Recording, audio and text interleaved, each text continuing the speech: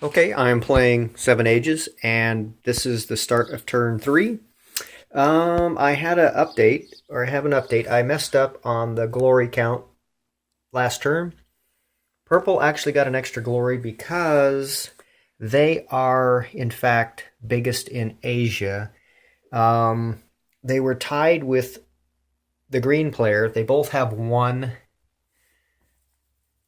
but and usually green would have won that because they were the first player, but because purple has the philosopher, they break that's a tiebreaker. So they actually got an extra point. So they got one more than they actually should have had because of the philosopher. So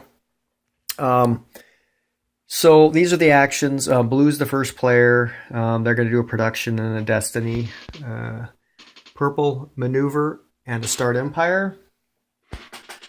Yellow, production, destiny. Green, maneuver, destiny. So I will start with the purple, who will do a start empire. So I will start that empire and be back. Oh, they're going to start the Chu empire. Okay, so the purple player started the Chu empire. They start at -5. They get 15 gold. They spent all but one, and they decided to start in Shanxi, not Shenxi, because they want to actually move here, here, and here as soon as they can, because that's good production. So that's the only start empire, and now production. So we have two productions. It's going to be blue first, then yellow, and or orange, and I will start them now. Okay, so the blue player, they got 5. They got 1 for this, 5 for this. 1 is because they have the special ability to normally you wouldn't get anything for desert, but they get 1 income per desert in production, and they also count it towards glory, harvest glory. So they got 5, 6, 7, 8. Then they had to pay for each unit because they don't have a capital. They had to not pay for each unit. They had to cut it in half. And then they got half of it. So they had 4 units, so they only got 4. So they bought this unit and this unit and put them on there. And so they are down to, once again, 1 gold. And now we'll do yellow's production. Okay. Yellow player, they got 3, 4, 5, 6, 7, 8, 9, 10, 11, 12, 12. They don't get the wheat because that is not wheat at this era, age, I mean. It only becomes wheat, I believe, in age 4 when they cut the forests down. But right now, they only get the forest income. So they split that in half because they have no capital, so they got 6. They decided to be sneaky and actually not buy anything. They could have bought 1 archer, since they have 1 left. Or they could have bought a chariot because they're in the track where they can do that. But they thought they'd be sneaky and not spend anything, and therefore denying purple biggest in the world for money. And so that will deny purple 1 glory. That's kind of being a shitty player, but they're going to do that since they're already biggest in Europe. I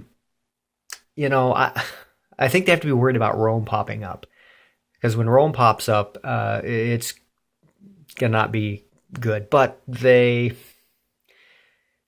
don't know. Maybe they should have bought.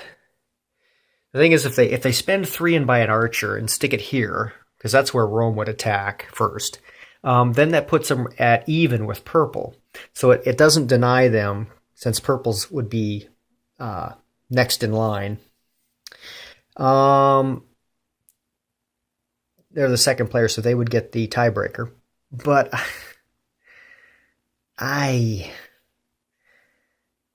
I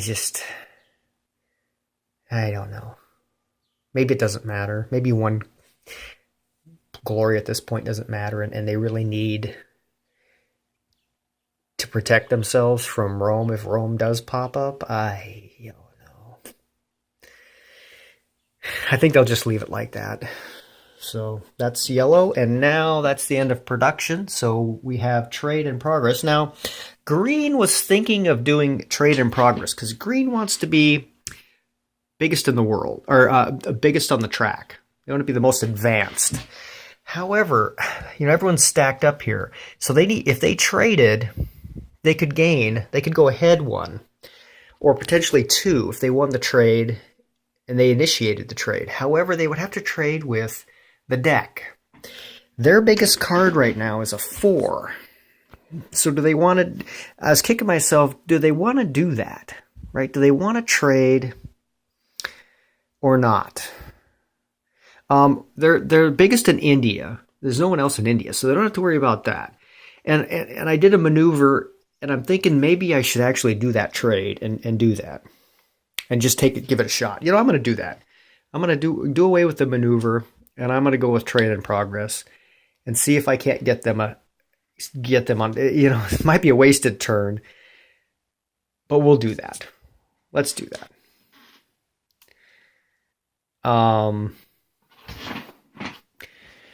Okay. And they won. Now, the way the Lonesome Gamer was doing it is he would do a trade and then a trade, but I don't know how he did it with the deck. Because here I would have to draw 2 for his card and then draw 1 and then draw 2 more, and I'm not sure if that's how he did it. I don't know. Maybe we should do that. So let's do this. Well, that's pretty good. And the decks. Oh, that's even better. Oh, no, it's a tie. Oh, no. That's 11.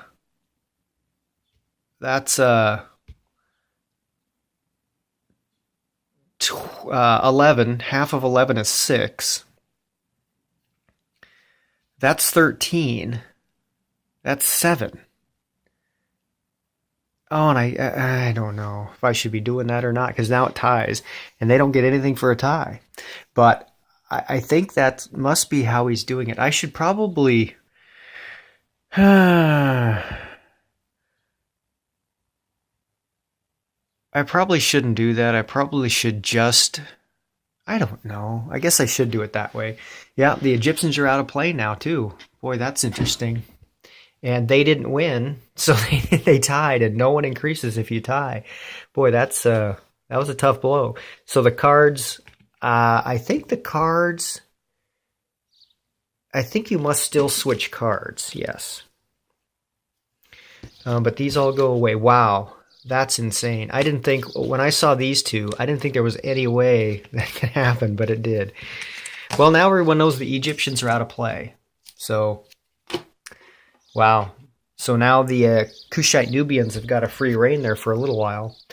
All right, well, that was a wasted turn, as it turns out. Okay. For green. Now, we're going to go with the Destiny. Oh, no, maneuver. We have one maneuver. So we'll do the maneuver, and after I do it, I'll show you what I did. Okay, the Babylonians did a maneuver, and they moved basically 4 units. They left 2 here, an archer and a spearman. They moved into here. That was 1 movement. And then they moved these guys 1, 2. So they have now 3 fertile areas for production. So that was their turn. There's no conflict. So now we go on to the Destiny. So we'll start with the green on Destiny. That was too bad on the trade. Oh well. Okay, so they're going to get rid of... well, I'll get rid of and draw out the cards, and I will be back.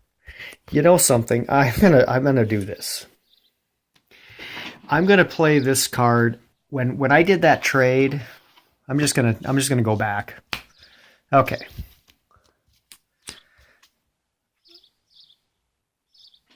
that was the trade. Now, green has this card, and it says play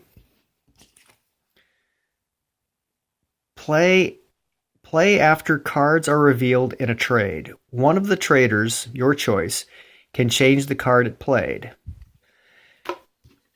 I'm going to trade that. Now, I should have done this right off the bat, but we'll do that. And it doesn't matter. They lose anyway. Okay. Well, I sort of cheated on that, but whatever. Okay, so they are... Oh, they still get that card, though. Okay, they get that card instead of the 3.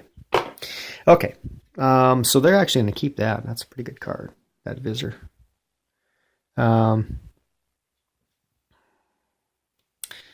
What was the top card, I wonder? The top card actually was, let's see. Oh, it was the 6. The 6 was the top card. If it had been the Egyptians, they could have freaking picked the Egyptians up, but it wasn't. Okay. They're going to keep that one. They're going to get rid of this one. So they're going to draw 5. 1, 2, 3, 4, 5. Okay. They're drawing 5, and I will move on to the blue. Okay. Blue did a Destiny, and they actually got a couple of states. They can start the Sumerians. They still have the Free State, which may be a play now. They also can start, potentially can start the Hittites. The Assyrians are not in play, so they can't do that. The green got some interesting cards. They can start the early Finns, which, they can also start the Qin because the Chu are in play. So they can actually do that. The yellow, they held on to Japan. They want to start Japan. I know it's still a ways away, but they actually, it's a long ways away. They're a -4, but it's a 7 if they wanted. I don't know. Probably shouldn't have done that. But they also have this, and they're thinking of taking the currency away from someone. And that'd be a kind of a cool thing. But anyway, we probably should have ditched Japan. I didn't see the -4, but yeah, it's too late now. Okay, anyway, now Harvest Glory. So I will do that. Well, let's just do it. Okay. So blue starts. Okay. The Kushites, Nubians, they've got their homeland. That's 1. They're biggest in Africa. Yes, that's 2. And they are second biggest in the world, behind the Celts. The Celts. And they're tied here, but since they have the tiebreaker, they don't have the tiebreaker because of the philosopher. So, shit. They get nothing.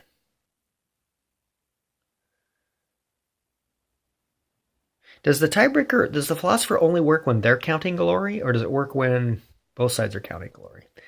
I guess they get nothing, so they just get 2. Blue gets 2, so we'll put blue here. Purple, 1 for the homeland, for the Babylonians. They are biggest in Asia. They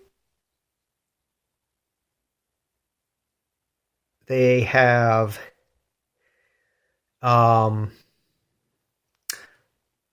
the most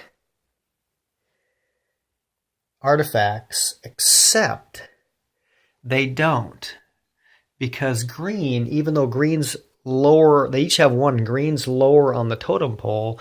They have the architect. They have the architect or whatever it is. So they get the benefit. So they don't get that. They don't get the money either, because they're now second in money.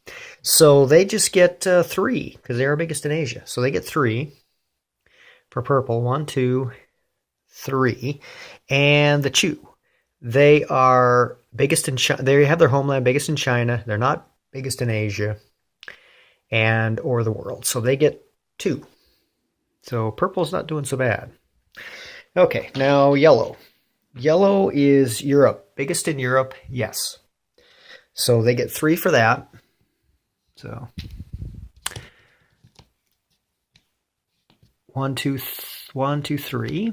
And now green. Green, they control their homeland. They are biggest in India.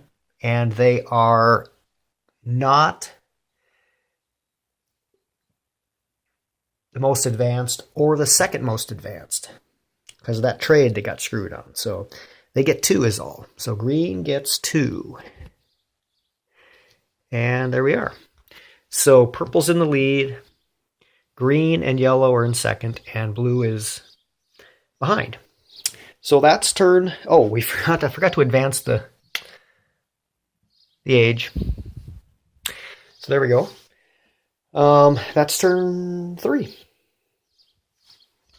So we'll move on to turn 4.